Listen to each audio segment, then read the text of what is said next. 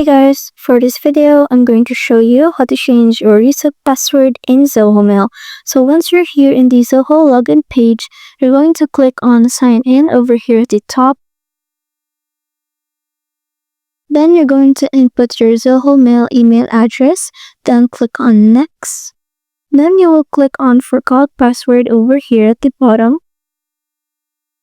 Then you're going to verify your identity using this CAPTCHA. So just go ahead and enter the CAPTCHA, then click on the verify.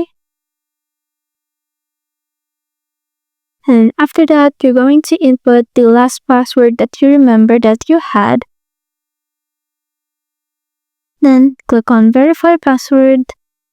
And after that, it will ask you to verify your identity using an email address or a mobile number that you have as a backup in your account. So just choose the option that works best for you.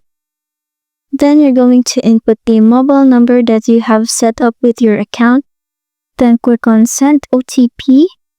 So if you've chosen the email address option, you're just going to type in your email address as well, same with using the mobile number. Then you're going to open your email where they will be sending a verification code.